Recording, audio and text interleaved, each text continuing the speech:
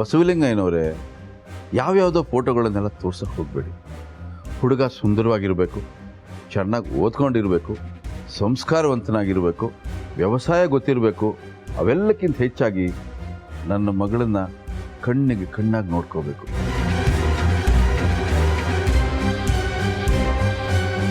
ಅಂಥ ಹುಡುಗನ ಫೋಟೋ ಇದ್ದರೆ ತೆಗೀರಿ ಹೊರಗಡೆ. ನೋಡಿ ವೀರಯ್ಯನವರೇ, ನೀವು ಹೇಳಿದ ಹಾಗೆ ಎಲ್ಲ ಗುಣಲಕ್ಷಣ ಇರೋ ಒಬ್ಬ ಹುಡುಗನ ನೋಡಿದ್ದೀನಿ.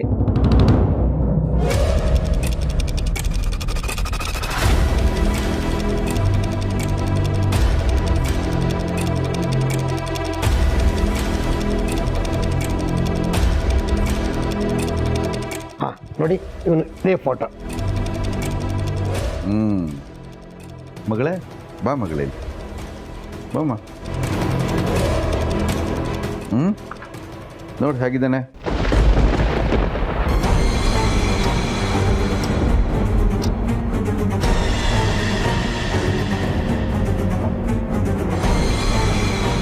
ಹುಡುಗ ಸುಂದರವಾಗಿದ್ದಾನಲ್ಲ. ಅಪ್ಪ ಈಗಲೇ ಯಾಕಪ್ಪ ಮದುವೆ ಇಲ್ಲ? ಮಗಳೇ,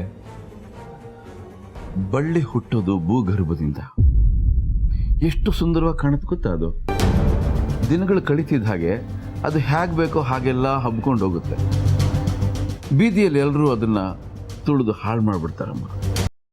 ಸರಿಯಾದ ಸಮಯದಲ್ಲಿ ಅದಕ್ಕೆ ಬೆಳೆಯೋದಕ್ಕೆ ಆಶ್ರಯ ಮಾಡಿಕೊಟ್ರೆ ಅದು ತುಂಬ ಸುಂದರವಾಗಿ ಹಬ್ಬುತ್ತೆ, ಫಲ ಕೊಡುತ್ತೆ.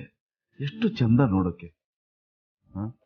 ಹಾಗೆ ಹೆಣ್ಮಕ್ಳು ಬದುಕು ಅರ್ಥ ಐತೇನಮ್ಮ. ಕಾಲ ಕಾಲಕ್ಕೆ ಏನು ನಡಿಬೇಕೋ ಅದು ನಡೀಲೇಬೇಕು. ಪ್ರಕೃತಿ ನಿಯಮ ಅದು. ಬೇಡ ಅನ್ನೋದಕ್ಕೆ ನೀನು ಯಾರು? ಮದುವೆ ಮಾಡ್ಕೊಳ್ಳೇಬೇಕು ಅಂತ ಒತ್ತಾಯ ಮಾಡಕ್ಕೆ ನಾನು ಯಾರು? ಅವನಿಚ್ಛೆ ಆಗುತ್ತೆ, ಅದರಂತೆ ಎಲ್ಲವೂ ನಡೆಯುತ್ತಮ್ಮ.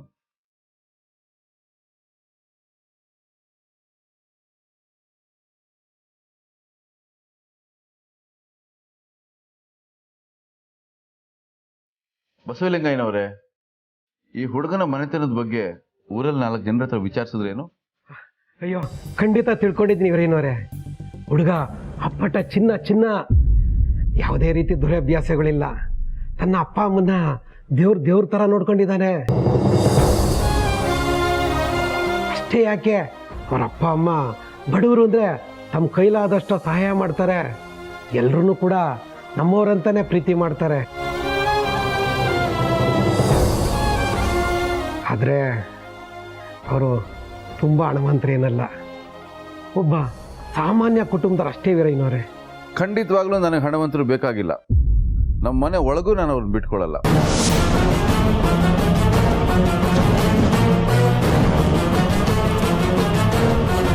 ನಮಗೆ ಬೇಕಾಗಿರೋದು ಗುಣವಂತರು. ಈ ಸಂಬಂಧ ನಮಗೊಪ್ಪಿಗೆ ಇದೆ.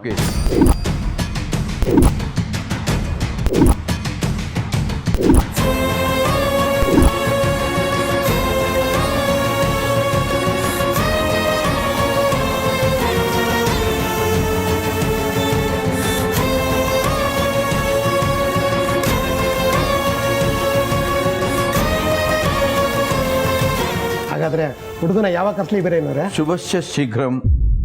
ಒಂದು ಒಳ್ಳೆ ಶುಭ ದಿನ ನೋಡಿ ಕರೆಸ್ಬಿಡಿ, ಮಾತುಕತೆ ಮುಗಿಸ್ಬೇಡ.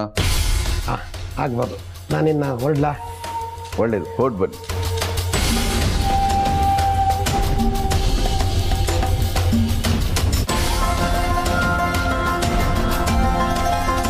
ಅಲ್ವೋ ವೀರಯ್ಯ? ನೀವೇನು ಹೇಳ್ಬೇಡಿಪ್ಪ, ನಾನು ಯಾವುದನ್ನು ಕೇಳೋ ಪರಿಸ್ಥಿತಿಯಲ್ಲಿ ಇಲ್ಲ. ನನ್ನ ನಿರ್ಧಾರದಿಂದ ನಾನು ಹಿಂದೆ ಸರಿಯೋದು ಇಲ್ಲ.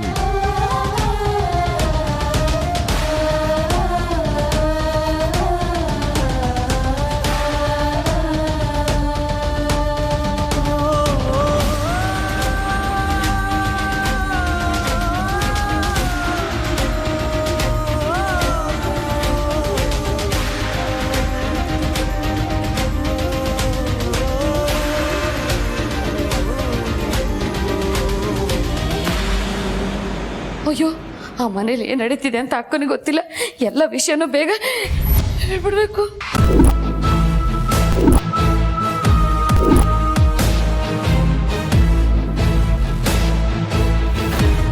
ಎಲ್ಲಿಗೆ ಹೋಗಿದ್ದೆ ಇಷ್ಟೊತ್ತಲ್ಲಿ? ಅಕ್ಕ, ಆದಿತ್ಯ ಪ್ರೀತು ನೋಡಕ್ಕೆ ಆ ಮನೆಗೆ ಹೋಗಿದ್ದೆ ಅಕ್ಕ.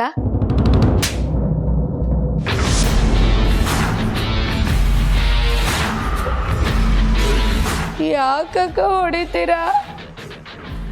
ಅಲ್ಲಿಗೆ ಹೋಗ್ಬೇಡ ಅಂತ ಹೇಳಿರ್ಲಿಲ್ವಾ ನಿನಗೆ?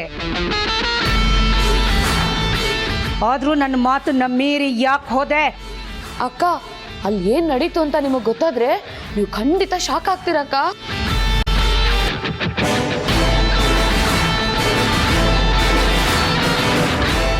ಏನ್ ನಡೀತು? ಆದಿತ್ಯ ಮತ್ತೆ ಪಾರ್ವತಿ ಒಬ್ರಿಗೊಬ್ರು ಕೈ ಹಿಡ್ಕೊಂಡು ಒಳ್ಳೆ ಗಂಡ ಹೆಂಡತಿ ತರ. ರಾಮಿನಿ, ಈ ವಿಷಯದಲ್ಲಿ ಇನ್ನೊಂದು ಚಕಾರ ಎತ್ತಬಾರ್ದು. ಇನ್ನೊಂದ್ಸಲ ನನ್ನ ಮಾತನ್ನ ಮೀರಿ ಆ ಮನೆಗೆ ಹೋದ್ರೆ ಈ ಮನೆಯಿಂದ ಆಚೆ ಹಾಕ್ಬೇಕಾಗುತ್ತೆ. ಹುಷಾರ್.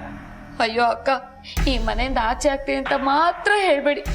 ನನಗೆ ನನ್ನವ್ರಂತ ನಿಮ್ಮನ್ ಬಿಟ್ರೆ ಯಾರಿದ್ದಾರೆ ಹೇಳಿ? ಅಲ್ಲ ದಮ್ನಿ, ಊಟಕ್ಕೆ ರೆಡಿ ಮಾಡ್ತೀನಿ ಅಂತ ಹೇಳಿ ಅಕ್ಕಿ ತೊಳೆದಿಟ್ಟು ಹಾಗೆ ಹೋಗಿದೆಯಲ್ಲ, ಏನು ಹೇಳ್ಬೇಕು ನಿನಗೆ? ನಾವು ಹಸ್ಕೊಂಡಿರ್ತೀವಿ ಅನ್ನೋ ಯೋಚನೆನೇ ಇಲ್ಲ ನಿನಗೆ. ಸಾರಿ ಭಾವ, 2 ನಿಮಿಷ ಟೈಮ್ ಕೊಡಿ, ಪಟ್ ಅಂತ ಅಡುಗೆ ರೆಡಿ ಮಾಡ್ಬಿಡ್ತೀನಿ. ಏನು ಬೇಕಾಗಿಲ್ಲ, ಅಖಿಲಾನೇ ಅಡುಗೆ ಮಾಡಿದಾಳೆ. ಹೋಗಿ ತಿಂದು ಆರಾಮಾಗಿ ಮಲ್ಕೋ.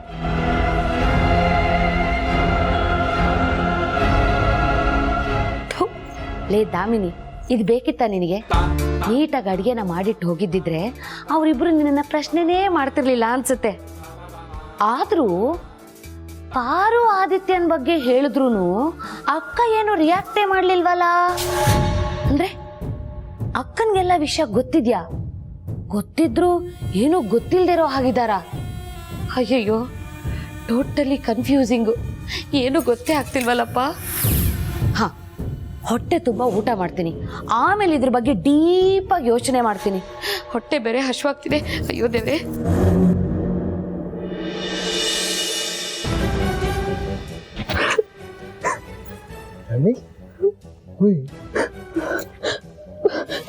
ನಿನ್ನ ಬಿಟ್ಟು ಬೇರೆ ಯಾರನ್ನೂ ಮದುವೆ ಆಗಲ್ಲ ಪ್ರೀತು. ನೀನು ನನಗೆ ಸಿಗ್ಲಿಲ್ಲ ಅಂದ್ರೆ ನಾನು ಏನಾಗ್ತೀನೋ ನನಗೆ ಗೊತ್ತಿಲ್ಲ. ಡೋಂಟ್ ಜನನಿ, ಆ ಥರ ಏನೂ ಆಗಲ್ಲ. ನೋಡು, ಹುಡುಗ ಬಂದು ನೋಡ್ಕೊಂಡು ಹೋಗಿದ ತಕ್ಷಣ ಮದುವೆ ಆಗಲ್ಲ, ಅದಕ್ಕೆಲ್ಲ ಟೈಮ್ ಬೇಕು. ಆ ಗ್ಯಾಪಲ್ಲಿ ನಾವೆಲ್ಲ ಸೇರ್ಕೊಂಡು ಏನಾರು ಮಾಡಿದ್ರೆ ಆಯಿತು. ನೀನು ಅಳ್ಬೇಡ ಆಯ್ತಾ? Please don't CRY.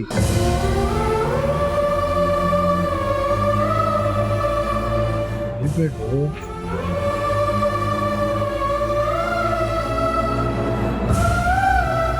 ಜನನಿಯವರೇ, ಜನನಿ, ಯಾಕೆ ಈ ವಿಚಾರನ ಇಷ್ಟೊಂದು ಸೀರಿಯಸ್ ಆಗಿ ತಗೊಂಡು ಹೇಳ್ತಾ ಇದೆಯಾ? ನಾವೆಲ್ಲ ನಿನ್ನ ಜೊತೆ ಇದ್ದೀವಿ. ಅಪ್ಪ ನನ್ನ ಮದುವೆ ವಿಷಯನ ತುಂಬ ಸೀರಿಯಸ್ ಆಗಿ ತಗೊಂಡಿದ್ದಾರೆ. ಯಾವುದೇ ಕಾರಣಕ್ಕೂ ಈ ನಿರ್ಧಾರದಿಂದ ಅವರು ಹಿಂದೆ ಸರಿಯಲ್ಲ.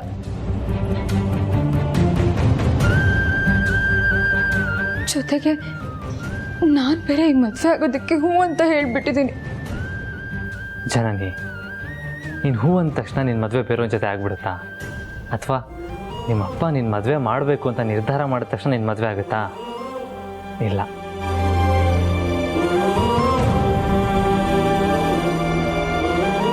ಜನನಿ, ನೀನು ನಿಮ್ಮ ತಂದೆ ಬಗ್ಗೆ ಅಷ್ಟೆಲ್ಲ ಹೇಳಿದೆ, ಆದರೂ ಅವ್ರ ಮನಸ್ಸನ್ನು ಗೆಲ್ಲೋದಕ್ಕೆ ಅಲ್ಲಿಂದ ಇಲ್ಲಿವರೆಗೂ ಬಂದಿಲ್ವಾ?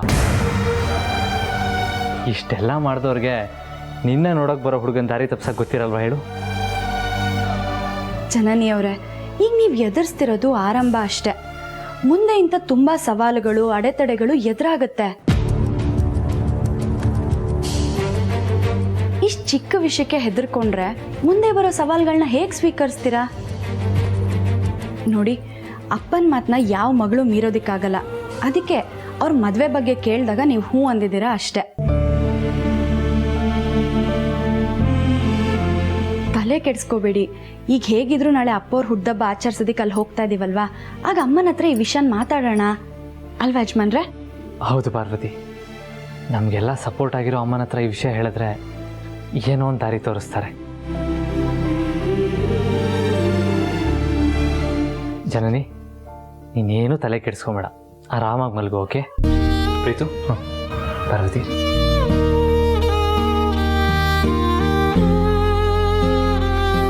ಬ್ರೋ ಹೇಳಿಲ್ವಾ, ಧೈರ್ಯವಾಗಿರು, ಏನೂ ಆಗಲ್ಲ.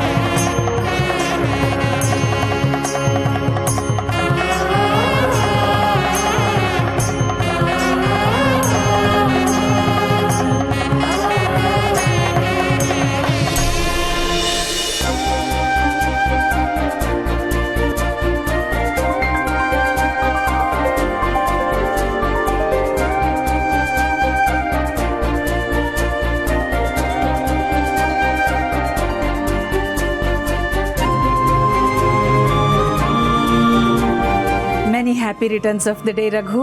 Happy birthday to you. Thank you Akhila, thank you so much. Raghu, ಪ್ರತಿ ವರ್ಷದ ಹಾಗೆ ಈ ಸಲ ನಿಮ್ಮ ಬರ್ತ್ಡೇನ ಗ್ರ್ಯಾಂಡಾಗಿ ಸೆಲೆಬ್ರೇಟ್ ಮಾಡೋಕ್ಕಾಗ್ತಿಲ್ಲ. I am so sorry. It's okay ಅಖಿಲ,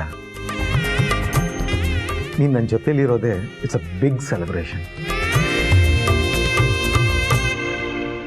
ರಘು, ಈ ಸಂತೋಷದ ದಿನ ನಮ್ಮ ಮಕ್ಕಳು ನಮ್ಮ ಜೊತೆ ಇದ್ದಿದ್ರೆ ಎಷ್ಟು ಚೆನ್ನಾಗಿರ್ತಿತ್ತಲ್ವಾ? ನಿಜ ಅಖಿಲ, ಪ್ರತಿ ವರ್ಷ ಎಲ್ಲರೂ ಸೇರಿ ನಮ್ಮ ಮನೇಲಿ ನನ್ನ ಬರ್ತ್ಡೇನ ಗ್ರ್ಯಾಂಡಾಗಿ ಸೆಲೆಬ್ರೇಟ್ ಮಾಡ್ತಾ ಇದ್ವಿ. ಆದರೆ ಈ ಸಲ ಆಗ್ತಿಲ್ಲ ಅಷ್ಟೇ. ಬಹುಶಃ ಅವ್ರ ಕೆಲಸದ ಬ್ಯುಸಿನಲ್ಲಿ ನನ್ನ birthday ಮರ್ತಿರಬೇಕು.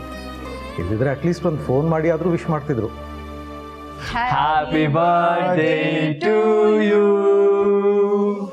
Happy birthday to you, happy birthday to dear ಅಪ್ಪ, happy birthday to you.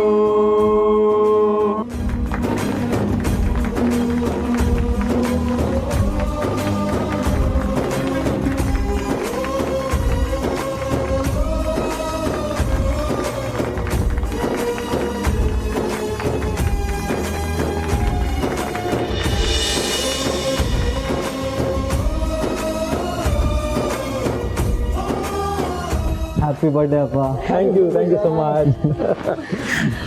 Happy birthday ಮಾವ. ಹಬ್ಬದ ಶುಭಾಶಯಗಳು ಅಪ್ಪ. ಧನ್ಯವಾದಗಳು ಪಾರ್ವತಿ.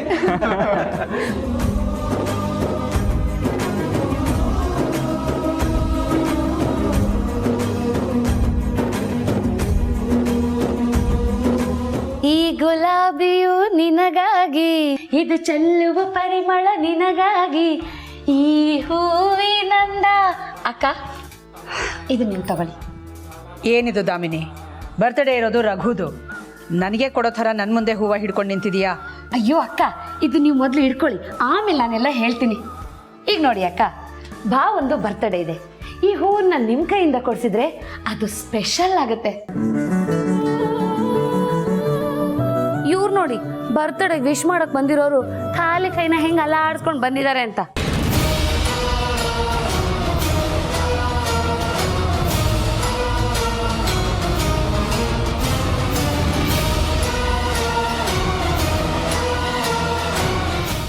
ಪಾಪ ಭಾವನ್ಗೆ ಬೇಜಾರಾಗಲ್ವಾ?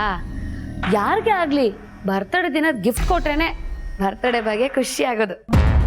ಬರ್ತ್ಡೇಗೆ ವಿಶ್ ಮಾಡೋದು, ಗಿಫ್ಟ್ ಕೊಡೋದು ಮುಖ್ಯ ಅಲ್ಲ.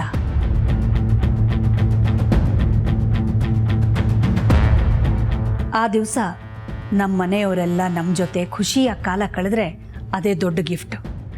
ಹೌದಾಕಿಲ್ಲ, ನಮ್ಮ ಮಕ್ಕಳು ಬಂದಿದೆ ನನಗೆ ದೊಡ್ಡ ಗಿಫ್ಟ್.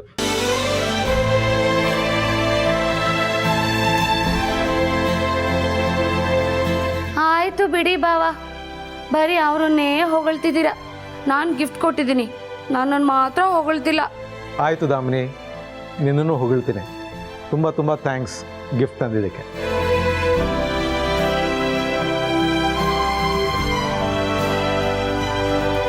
ಅಕ್ಕ, ಗಿಫ್ಟ್ ಕೊಟ್ಟು ವಿಶ್ ಮಾಡಿ ಅಕ್ಕ.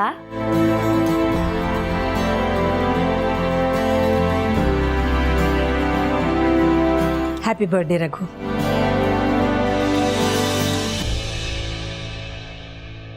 ಅಯ್ಯೋ ಅಕ್ಕ, ಅದೇನು ರೋಸ್ನ ಹಂಗೆ ಕೊಡ್ತಾ ಇದ್ದೀರಾ? ನಾನು ರೋಸ್ ತಂದಿರೋ ಉದ್ದೇಶನೇ ಬೇರೆ. ಈಗ ಈ ಗರ್ಲ್ ಫ್ರೆಂಡು ಬಾಯ್ ಫ್ರೆಂಡ್ಗೆ ಫುಲ್ಲು ಲವ್ ಮೂಡಲ್ಲಿ ರೊಮ್ಯಾಂಟಿಕ್ ಆಗಿ ಕೊಡ್ತಾರಲ್ಲ, ಆ ಥರ ಕೊಡಿ ಅಕ್ಕ.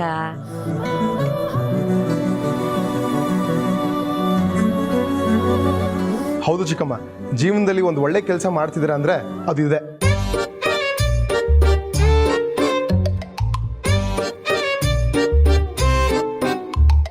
ಮಾಮ್, ಚಿಕ್ಕಮ್ಮ ಹೇಳ್ದಂಗೆ ಡ್ಯಾಡಿಗೆ ಲವ್ ಮೂಡಲ್ಲಿ ರೋಸ್ ಕೊಡಿ. ಡ್ಯಾಡ್, ನೀವು ಅಷ್ಟೇ ಲವ್ ಮೂಡಲ್ಲೇ ರೋಸ್ ಇಸ್ಕೋಬೇಕು. ನಾನು ರೆಡಿನಪ್ಪ.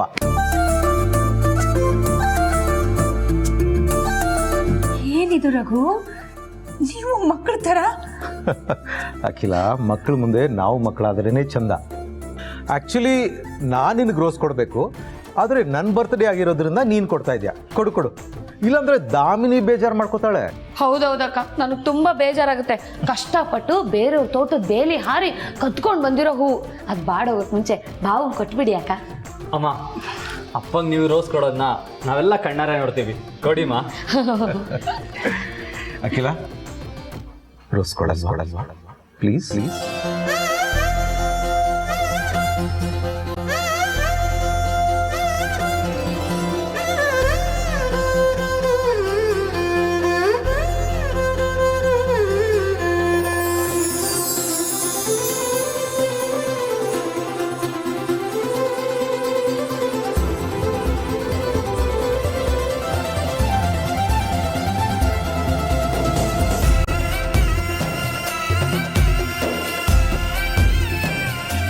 Wishing joyful, peaceful, healthy, happy birthday to you, dear Raghu.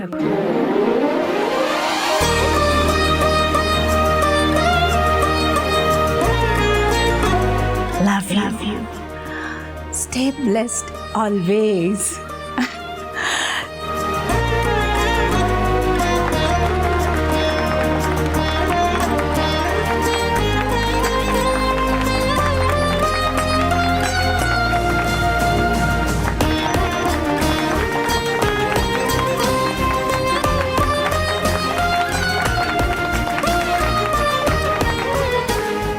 So much, Akila.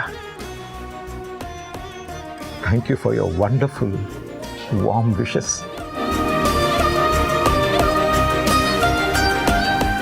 I will always cherish them forever. ಹಾಗೆ ಇದನ್ನ ಜೋಪಾನವಾಗಿ ಕಾಪಾಡ್ಕೋತೀನಿ.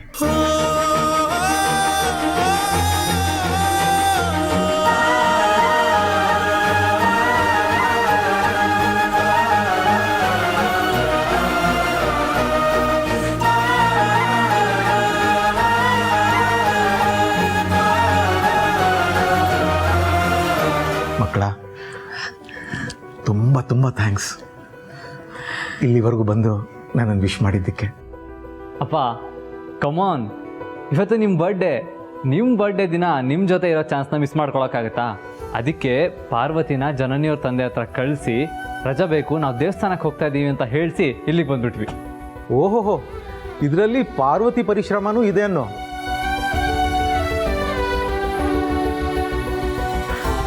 ಪಾರ್ವತಿ, ನಮ್ಮ ಮಕ್ಕಳ ಜೊತೆ ಇದ್ದು ಅವ್ರ ಯೋಗಕ್ಷೇಮ ವಿಚಾರಿಸ್ಕೊತಿದ್ಯಾ, ಪ್ರೀತು ಜನನಿ ಪ್ರೀತಿಗೆ ಸಹಾಯ ಮಾಡ್ತಾ ಇದೆಯಾ. ತುಂಬ ಥ್ಯಾಂಕ್ಸ್ ಅಮ್ಮ. ಹಾಗೆಲ್ಲ ಹೇಳಬೇಡಿ ಅಪ್ಪ, ನೀವು ನನಗೆ ಅನ್ನ ಕೊಟ್ಟು ಸಾಕಿದ ದಣಿಗಳು. ನಿಮ್ಮೆಲ್ಲರನ್ನೂ ಖುಷಿಯಾಗಿಡೋದು ನನ್ನ ಕರ್ತವ್ಯ. ಅಲ್ಲ, ಒಳ್ಳೆ ಭಿಕ್ಷಕರ ಥರ ಬಟ್ಟೆ ಹಾಕೊಂಡು ಅದ್ಯಾವುದೋ ಮನೆಯಲ್ಲಿ ಕೆಲಸಗಾರರ ಥರ ಇದ್ದೀರಲ್ಲ, ಇದು ನಿಮಗೆ ಸರಿ ಅನ್ಸುತ್ತಾ?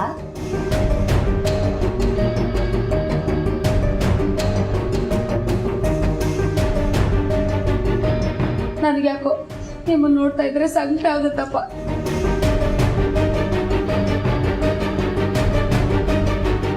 ದಾಮಿನಿ, ಎಲ್ಲಿ ಬಂದರೂ ನೀನು ಹಳೆ ಚಾಳಿ ಬಿಡಲ್ಲ ಅಲ್ಲ? ಪಾಪ ಮಕ್ಕಳು ಬೇಜಾರು ಮಾಡ್ಕೊಂಡಿದ್ದಾರೆ. ಇವತ್ತು ಒಂದಿನ ಆದರೂ ಅವ್ರ ಮನಸ್ಸು ನೋಯಿಸ್ಬೇಡ. ಚಿಕ್ಕಮ್ಮ ಇಲ್ಲೇ ಇದ್ರೆ ಏನಾದರೂ ಒಂದು ಎಡವಟ್ ಮಾಡ್ತಾನೆ ಇರ್ತಾರೆ. ಹೇಗಾದರೂ ಮಾಡಿ ಇವ್ರನ್ನ ಹೊರಗಡೆ ಕಳಿಸ್ಬೇಕಲ್ಲ.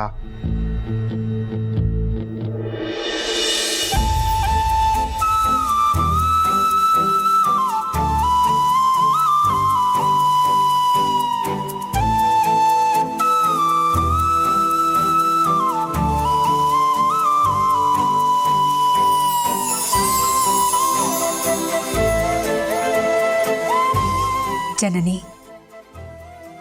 ನೀನು ಮೊದಲನೇ ಸಲ ನಮ್ಮ ಮನೆಗೆ ಬಂದಾಗ ನೀನು ನಮಗೆ ಸಂಬಂಧಪಟ್ಟ ತಂತು ಒಂದರ ಬಳ್ಳಿ ಅಂತ ನನಗೆ ಗೊತ್ತೇ ಇರಲಿಲ್ಲ.